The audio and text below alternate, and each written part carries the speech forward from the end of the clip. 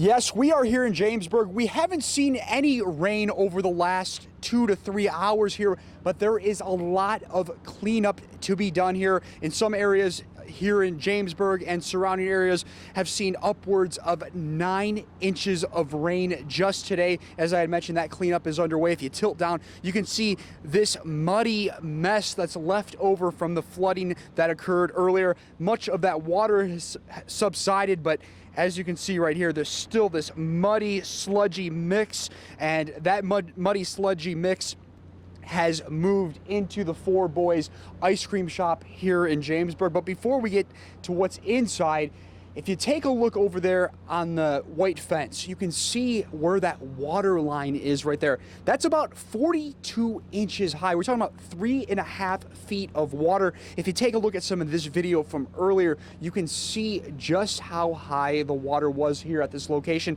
It was covering these picnic tables, and it actually pretty much submerged an ATM here. There was just a lot of water. I talked to the owner, and he told me that he didn't know that his business and his family's business was flooded until one of his employees saw it on Facebook. Someone had posted a photo on Facebook pretty much saying that, yeah, your business is totally flooded. We can't open the shop today.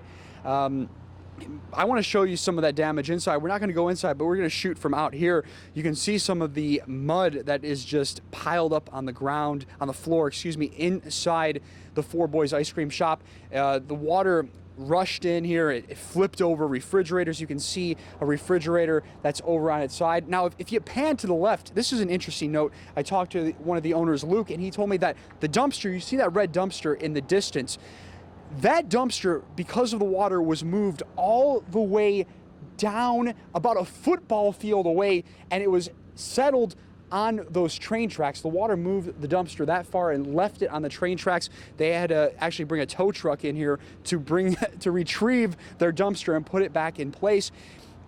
The owners of this business, they tell me they're estimating right now about at least $10,000 worth of damage and losses. That includes their ice cream, some other supplies. They say if they haven't tested all the machines, but they said if some of these machines that they have to make ice cream, to hold the ice cream, if those are broken, we're talking thousands and thousands of dollars in additional damage.